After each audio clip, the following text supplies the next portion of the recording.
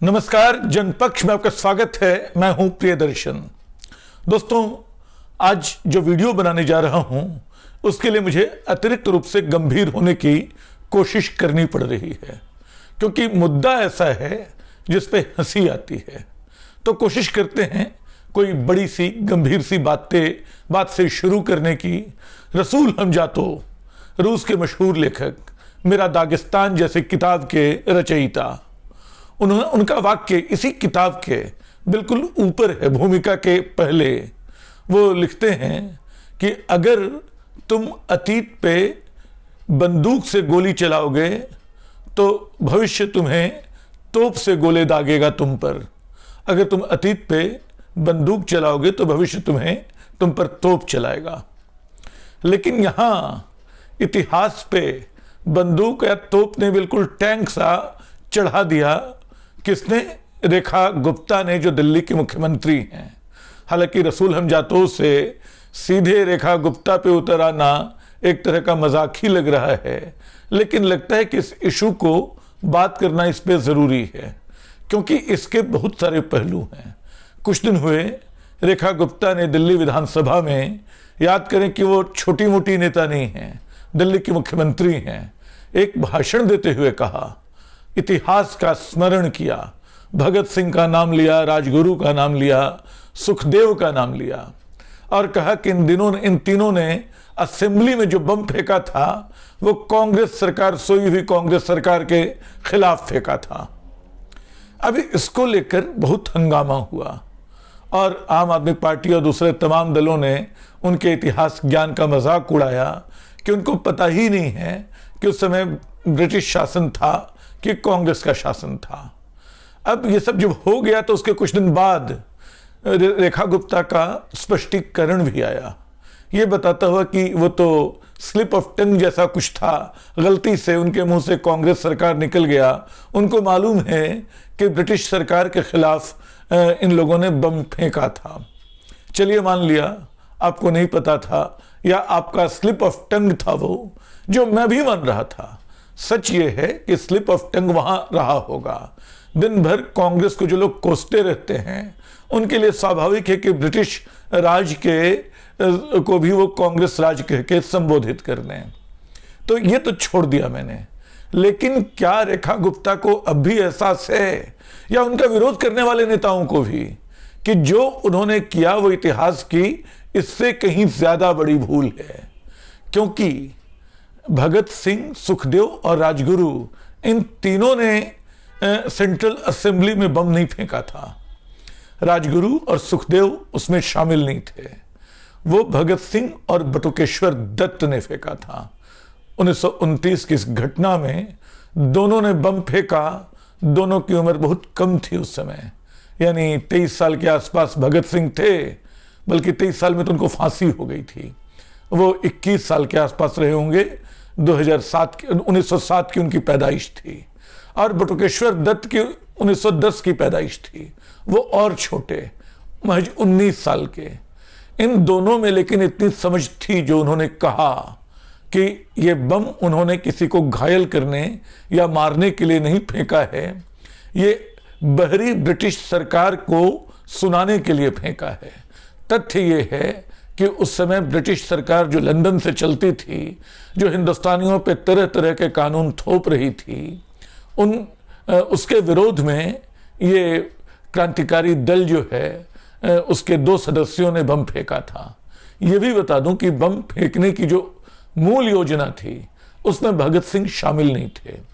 उसमें सुखदेव और बटुकेश्वर दत्त को होना था, लेकिन बाद में भगत सिंह को किसी योजना के तहत शामिल किया गया। शायद उनको रूस जाने की बात थी उनके, लेकिन वो रूस नहीं गए, वो इसमें शामिल हुए। उन्होंने बम फेंकने के बाद भागने की कोशिश नहीं की, इंकलाब जिंदाबाद के नारे लगाए, गिरफ्तारी दी अपनी। तो ये शौर्य था। और जिस फांसी की बात होती है, भगत सिंह, राजगुरु, सुखदेव, मतलब सब शामिल थे एक तरह से उस पूरी क्रांतिकारी परियोजना में, जिसका मकसद अंग्रेजों को देश से बाहर करना था, और उसके लिए इन तीनों को फांसी हुई थी। लेकिन इन तीनों को जो फांसी हुई थी वो उसका वास्ता सैंडर्स के हत्याकांड से था। लाला लाजपत राय जिस पुलिस कार्रवाई में मारे गए थे प्रदर्शन करते हुए, उसका बदला इन तीनों ने, इस क्रांतिकारी दल ने लिया था। और भगत सिंह और बटुकेश्वर दत्त ने बाद में असेंबली में बम फेंका था सैंडर्स की हत्या के मामले में। लेकिन इन चारों को, इन तीनों को माफ करेंगे, सुखदेव को, राजगुरु को और भगत सिंह को 31 मार्च को फांसी हुई थी, महज 23 साल की उम्र में। बल्कि कोई 22 साल का था, कोई 23 साल का था। लेकिन इनकी राजनीतिक समझ कमाल की थी।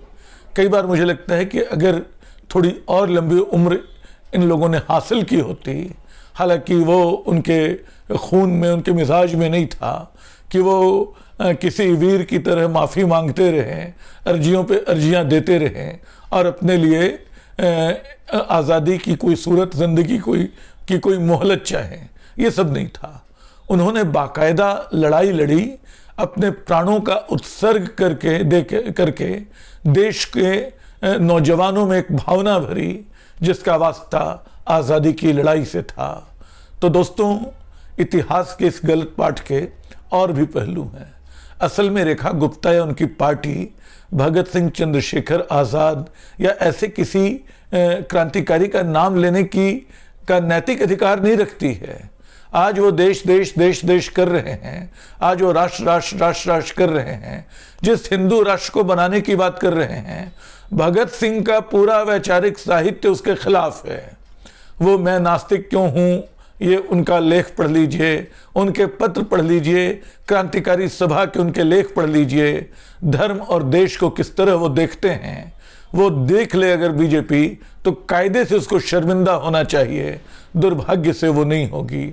मेरे पास भगत सिंह और उनके साथियों के संपूर्ण उपलब्ध दस्तावेज हैं, जो आपको पता होगा शायद कि चमन लाल जी ने संकलित किए थे कभी, और ये किताब सत्यम इसके संपादक हैं।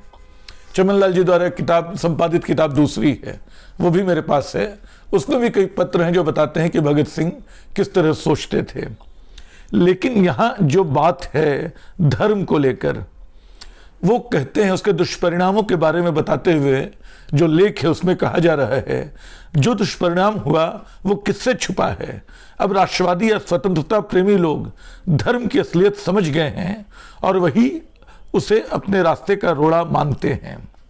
आगे वो लिखते हैं कि हमें नजर आता है कि धर्म हमारे रास्ते में एक रोड़ा है। मतलब हम चाहते हैं कि सभी लोग एक से हों, उनमें पूंजीपतियों के ऊंच नीच की, छूत अछूत का कोई विभाजन न हो। लेकिन सनातन धर्म, यहाँ ध्यान दीजिए, आजकल सनातन पे बहुत जोर है। उस समय भगत सिंह और उसके लोग सनातन के बारे में कह रहे हैं कि लेकिन सनातन धर्म इस भेदभाव के पक्ष में है। 20वीं सदी में भी पंडित मौलवी पे भी हमला है। पंडित मौलवी जी जैसे लोग भंगी के लड़के के हार पहनाने पर कपड़ों सहित स्नान करते हैं और अछूतों को जनेऊ तक देने से इनकारी है। यदि इस धर्म के विरुद्ध कुछ न कहने की कसम ले लें तो चुप कर घर बैठ जाना चाहिए, नहीं तो धर्म का विरोध करना होगा। लोग यह भी कहते हैं कि उन बुराइयों का सुधार किया जाए। बहुत खूब। छूत अछूत को स्वामी दयानंद ने जो मिटाया, वो भी 4 वर्णों से आगे नहीं जा पाए। भेदभाव तो फिर भी रहा ही। गुरुद्वारे जाकर जो सिख राज करेगा खालसा गाए और बाहर आकर पंचायती राज की बात करें तो इसका मतलब क्या है। धर्म तो ये कहता है कि इस्लाम पर विश्वास न करने वाले को तलवार के घाट उतार देना चाहिए, और फिर इधर एकता की दुहाई दे तो परिणाम क्या होगा। कुल मिलाकर भगत सिंह और उनके साथी सीधे सीधे धर्म को खारिज करते हैं। मुश्किल ये है कि भारतीय जनता पार्टी और उनकी मुख्यमंत्री रेखा गुप्ता आधी अधूरी ऐतिहासिक जानकारी को लेकर ये सारे भ्रम फैलाती रही हैं और अपनी देशभक्ति को भगत सिंह की देशभक्ति से जोड़ती रही हैं। जबकि सच ये है कि जो सावरकर के पलायन की परंपरा है बाद के वर्षों की, आरएसएस और हिंदू महासभा की और जनसंघ की, बीजेपी उसी रास्ते पे चलती रही है। और आज की तारीख में भी एक बात और जोड़ना जरूरी है। मैं नहीं जानता कि दिल्ली विधानसभा की कार्यवाही से मुख्यमंत्री रेखा गुप्ता के इस ऐतिहासिक भाषण के इस अंश को हटाया गया है या नहीं। अगर हटाया नहीं गया है तो उसको हटाया जाना चाहिए, क्योंकि दिल्ली विधानसभा में की कार्यवाही में एक गलत जानकारी दर्ज होगी जो बहुत अच्छी बात नहीं होगी। एक बात और इसमें मैं जोड़ना चाहता था, हाँ, बटुकेश्वर दत्त के बारे में। भगत सिंह के साथ जो बम फेंकने वाले दूसरे व्यक्ति थे बटुकेश्वर दत्त थे। बटुकेश्वर दत्त बंगाल की क्रांतिकारी धारा से आए थे और उन्होंने मतलब वो बहुत लंबा जिए, 1965 तक जिए, उनको टीबी भी हो गई थी। वो भारत छोड़ो आंदोलन में भी शामिल हुए। उसके बाद भी क्रांतिकारिता का रास्ता जो है, उन्होंने देश की आज़ादी का रास्ता जो है, उसकी लड़ाई उन्होंने छोड़ी नहीं, बाद में भी लड़ते रहे। इस पूरे दौर में उनको कम लोग याद करते हैं, जबकि जेल में उनकी भूख हड़तालें याद की जाती हैं और उन्होंने जो सत्याग्रही लड़ाई का रास्ता चुना था। मतलब एक बात और है कि भगत सिंह और गांधी को अक्सर भाजपाई एक दूसरे के खिलाफ खड़ा करने की कोशिश करते हैं। तथ्य ये है कि गांधी और भगत सिंह एक दूसरे के ऐसे खिलाफ नहीं हैं जैसे ये दिखाते हैं। सच तो ये कि यही लोग दोनों के खिलाफ हैं। ये लोग जो हैं वो गांधी को गोली मारने वाली वैचारिकी के समर्थक हैं और ये लोग भगत सिंह की पूरी विचारधारा के खिलाफ हैं। एक तीसरी बात जो मैं इसमें जोड़ना चाहता हूं, इस पूरे विवाद में मीडिया का रवैया।